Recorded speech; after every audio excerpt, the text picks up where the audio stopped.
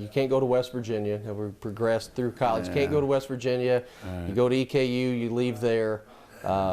Did you ever consider UK after Adolph had said, "Hey, this guy is better than Cliff Hagan, than Frank Ramsey"? You know, I kind of blamed a lot of the booing on the old ex-Kentucky players. I blamed a lot of that on them, and I would never went down there under no circumstance. Because in those days, well, us mountain people in those days, if we told you we wasn't going to do something, you could pretty much count on it that wasn't going to be done. And I'd already told them I wasn't going down there, and I didn't go. Even when I went to Kentucky Wesleyan, they were still trying to get me to come down there. And after Kentucky Wesleyan was a major college my first year, we had a major schedule. And freshmen could play if they had under 500 students, I think, at the school. So I got to play as a freshman. But the second year, we'd beaten a bunch of the OVC schools. So they wouldn't, I think we were 5-1 against them or something. So they wouldn't play us the next year, and we didn't have a major schedule. And I told the coach as long as he had a major schedule, I would stay there, and we didn't. And Kentucky tried to get me to come to Kentucky then because they knew I was probably going to go somewhere else. But I decided that I liked Wesleyan too much. There was a Texas school, I won't say who it was. I would have had a bunch of oil wells right now if I'd have went down there. But I just decided to stay there at Wesleyan. You go to the Knicks, they signed you, they draft you. Yeah. You know, second round, I think, third or fourth pick of the second round. I was the ninth player drafted that year. There was 8 teams, and I was the ninth player taken in the draft that year. That didn't work out for whatever reason. Do you feel that you could have been a great NBA player had you stayed in the league? Everybody I knew, Connie Hawkins, who was a good friend of mine, he played in that American League that I played in. I talked to Connie up in Detroit there after that, when he finally got into the NBA, and he said I could start with any team in the NBA. It didn't matter which one, that I could start with them. So, and I think most of the players knew more about me than maybe other people did. I didn't get cut from the Knicks because of my ability, I don't think. I think there was other reasons that caused that. You mentioned you thought you were blackballed by the league. Well, I don't know what you call it, blackballed. I did some things up there that I shouldn't have done. I know that, you know. Now I know it. I didn't know it then. And I'll be honest with you, I didn't care. I really did not care. An NBA career to me meant no more than drinking a glass of water. It had no value to me. I didn't care. And you really can't. It's pretty hard to play if you don't really care, because I'd got to the point all I wanted out of basketball was try to get myself an education, and I didn't care what happened after that. And that's pretty much the way I looked at it when I went to the Knicks, and I did things that you wouldn't believe. And and I think they decided, right up to the last day, we're heading to Cincinnati to play the Royals, the Cincinnati Royals, and I'm over in the hotel across from the Gardens, and they're still trying to decide. They're arguing over at the Gardens whether, because the chief scout said that here's what he told me. He said if Kelly plays, we'll win maybe 20 games, 25 games. If he don't, we'll be lucky to win 5. That was what Red Holzman said. But now Carl Braun and even Ned Irish, he wanted me to stay. But Carl Braun was their coach, and he played with all those other guys the year before, and they were his buddies. And he was trying to protect his buddies, and he thought I was going to be a real bad influence, and I would have been, believe me. And he says no. So they let Carl have his way because he was new, and they were going to give him his chance with the players he wanted. So how many children do you have? 4. What do they know about Kelly Coleman compared to King Kelly Coleman? Well, I've got some children that'll be here. Ask them that tomorrow. I have a daughter, my youngest daughter, my son, coming from Michigan and Ohio. They'll be in here for this tomorrow, so ask them. I never really tried to let them know anything about all that. And my son, I just kept pushing him away from basketball. Now, he liked hockey. I used to go with him at 5 o'clock in the morning to practice hockey and everything, but I just kind of kept him away from basketball. Did he ever play basketball? No, No, he never. I didn't put no goals up on the garage or anything like that either. I just tried to keep him from bothering with it. You mentioned a couple of things, and I'll let you elaborate on them as you wish. You said you have no one to blame but yourself for whatever. Have you been too hard on yourself? Not really. As I've gotten older, I've reflected on what I did, and if I had been coaching the Knicks, I would have been the same way Carl Brown was.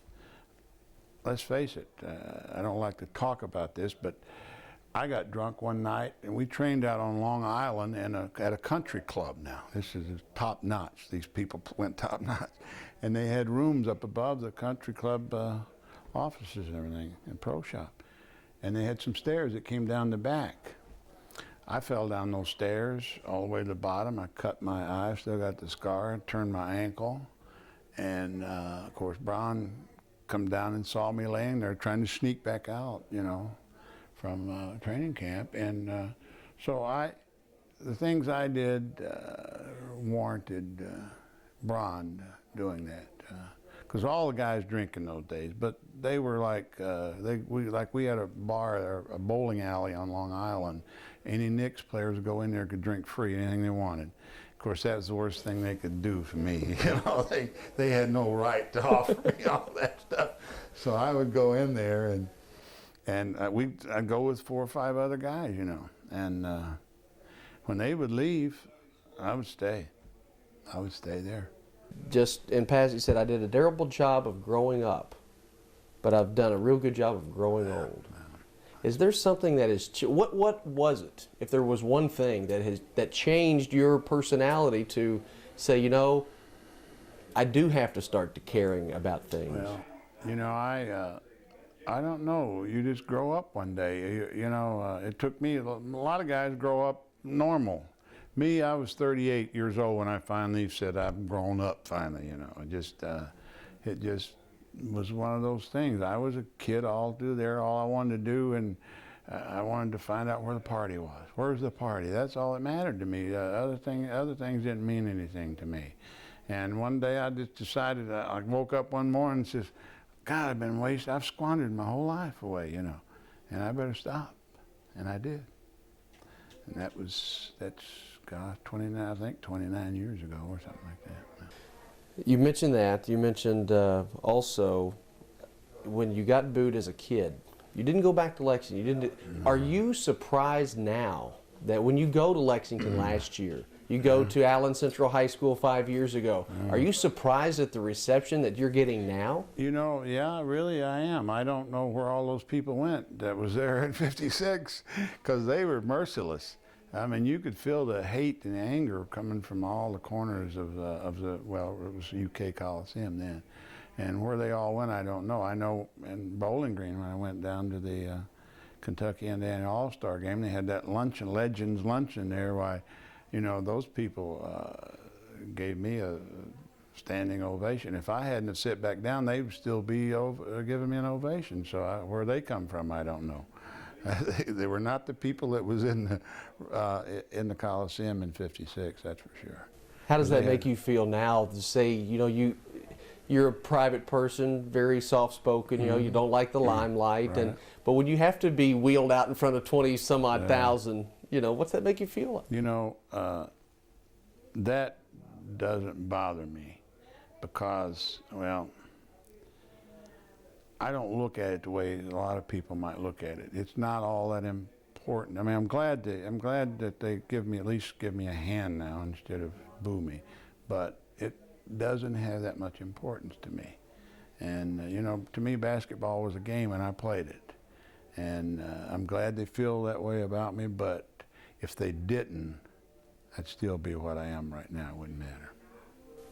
As you get ready for this book signing, you know, what's left for you to do now? That some of those people got to see you play. They've heard stories. Now we're going to read, you know, what, in your words, what's left for you to do? Just to enjoy what you have with, you know, your family, I don't know. Of course, this is just the beginning of the book thing. You know, I'm going to Frankfurt in November and Owensboro and everything. But I wish all that was over. To be honest with you, but you know, I'll go back to just hiding the way I have been for years. Just go into hiding again. That's pretty much what I'll do. Play golf as long as I'm able, and that's about it. Go fishing and do the things that I enjoy doing. One last thing, Johnny Martin said in 2000 when he was giving out your resume to everyone in attendance, he said that you were his idol. You were the guy that he looked up to, that he went out and shot baskets just like you, tried to emulate you, imitate you. What's that do for you, knowing that people, even though they didn't know one side of you, they admired what you did on the floor? Well, you know, that's great. I'm glad to hear. I hear that not just from Johnny, but Jim McDaniels there told me, you know, down at the thing, and Randy Emery. And I think Gary West, I think, well, I better not say that, about Rex Chapman's father, talking about me and his son. And I guess Rex tried to emulate me when he was growing up. And but yeah, that's great to see that. I mean, if you can leave something like that behind, that's good, I think.